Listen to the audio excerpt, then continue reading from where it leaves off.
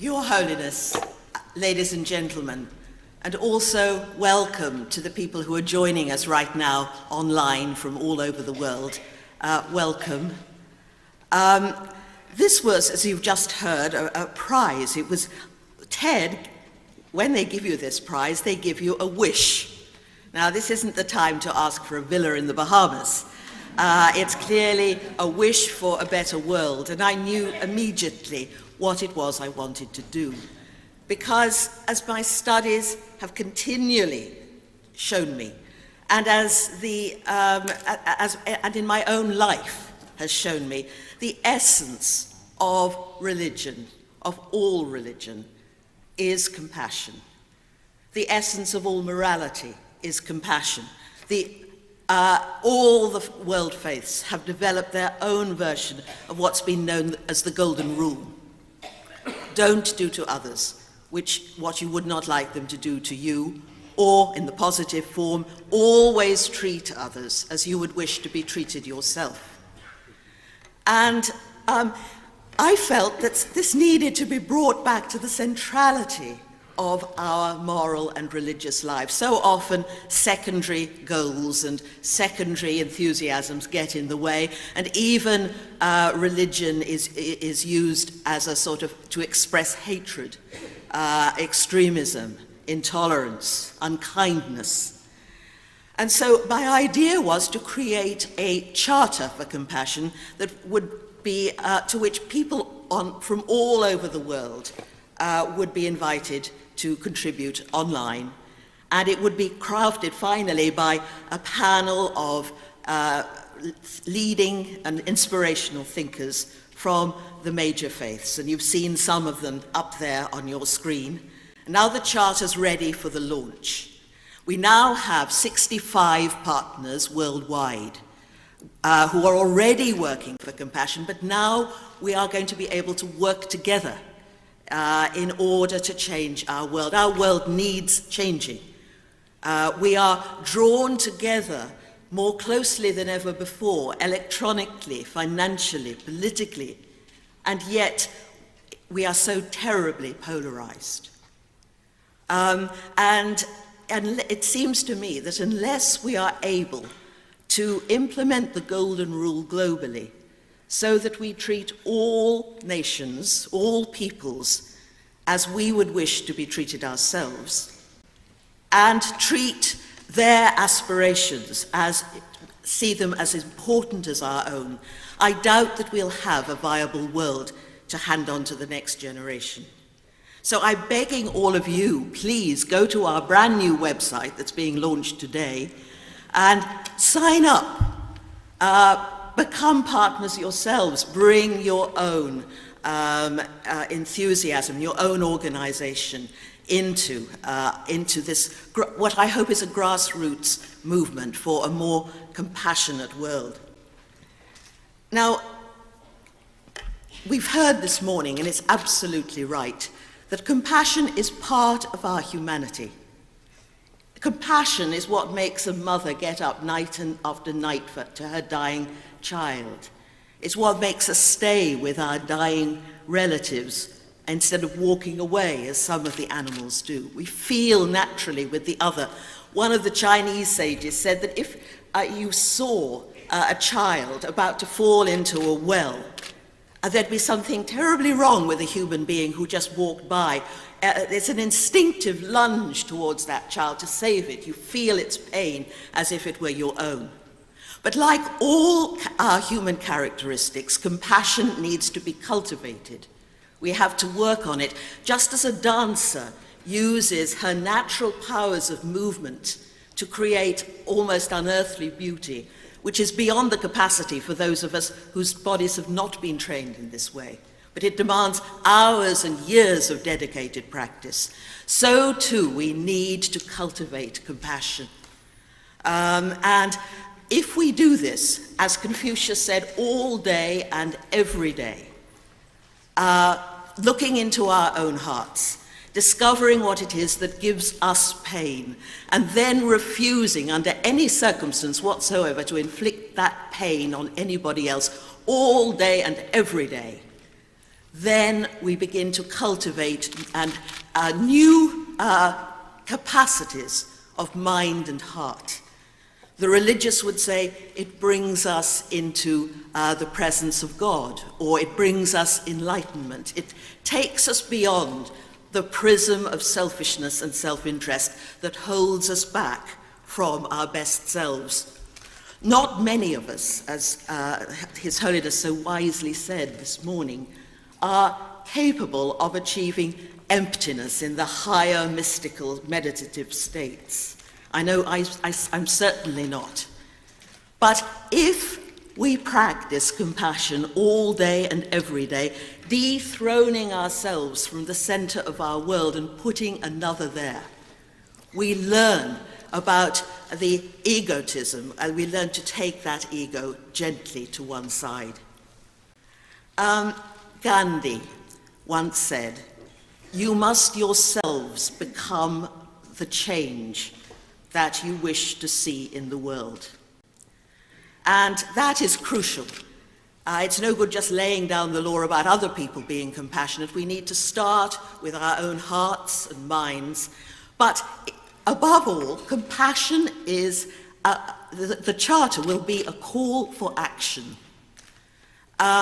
It can't be just a question of us all embracing one another on November the 12th. It must be translated into practical action for a better world. The enlightened man must come down from the mountaintop. The enlightened woman, too, must return to the marketplace and there practice compassion for all living beings. And each in his or her own sphere can bring compassion into the world. If you're an educator, if you're a lawyer, if you're a banker, if you're a politician, or if you're an army general, if you start creating compassion in your own life, then you can't stop it. I think that's what I've found in my own life. It takes in everything. Compassion, at least in the Western world, is often misunderstood. People often think it simply means feeling sorry for somebody, feeling pity, or that it's just an emotional softness. Compassion is hard. It means a disciplined effort all day and every day to put ourselves in the position of another. It demands an intellectual effort. If we wish to understand people who are far from us, we can't just rely on the chance remark that we hear on television, an op-ed piece that we read somewhere, or another newspaper article we read somewhere else. We need to find out what lies behind some of the pain and disorder that we're seeing in our world, making an intellectual effort, making a dedicated emotional effort, and making a moral effort. It's a religious and moral duty to work for the betterment of the whole of humanity. It demands risk. It demands courage day by day and hour by hour to make ourselves vulnerable to the other. But let us use the suffering that we see all around us in our own societies, our own families, and that pours into our homes every night on our television screens. We are presented perhaps as no generation before our own, with terrible images of suffering. Let us use this, let us let it break our hearts and inspire our minds to find a solution for the betterment and the happiness of humanity. I hope you'll work with me on this. Now, very often people say, yes, but this is a dangerous time. How can we trust the other? How can we love our enemies, as we heard this morning? It demands huge courage. But now, when things are difficult, is the time to practice. It's no good having these wonderful ideals only in an easy time. Enlightenment comes to us when we struggle with difficulty, and our efforts become more intensive. We have a choice. We're not helpless. We have a choice. We can either select those aspects of our moral traditions and spiritual traditions that speak of hatred, or we can choose those that speak of compassion and dedicated love and commitment to the welfare of all beings on this planet. I do hope you'll join us in this endeavor. Thank you.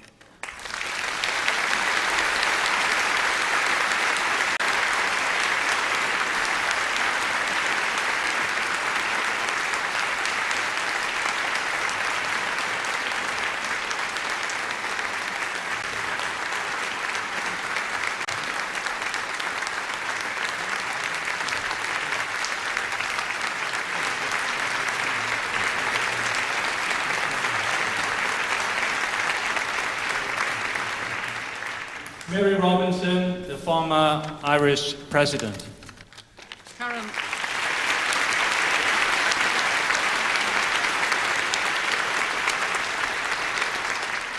Karen, we were all deeply impressed with your passion and your persistence. You don't get anything done without persistence. But I have a third P to ask you about, practical. Yes. This is going to be launched on the 12th of November, this Charter on Compassion. What practical implications do you see? What are you hoping? Well, as I say, it must be translated into practical action. Now, it's not for me to give directions. All the partners are arranging their own events. First of all, first half is what's happening on November the 12th. You see, I think we need a two-pronged assault. Because there's such ignorance about what compassion is, we need an education. And so there needs to be more study, more thought about all this. But also, that leads immediately into action. Now, in Australia, for example, one of our partners is organising an essay competition for students and children. In Kuala Lumpur, they're putting up a wall of compassion where people can put up their artworks about compassion and can write things and contribute in that way, bringing it into the forefront, getting people to think creatively about that. You have to be creative to be compassionate. And I'd like it to become cool to be compassionate. Yes, and now in Europe, and this I think is an immensely significant development, one of our partners is organising the Muslim communities all over Europe in the holding of debates and events centred on compassion. And there's going to be an art exhibition in New York. All these things are going on, but it can't stop there.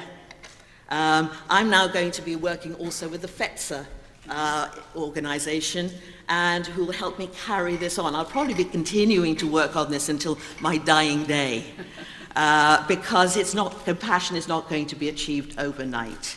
I'm thinking of, this may be a wild idea, for example, but I'm thinking of encouraging sort of clubs or groups in schools and colleges where we could perhaps devise, with the help of the great spiritual leaders, a 12 points step about how to educate ourselves and become more compassionate, as in Alcoholics Anonymous. Okay. Thank you very much.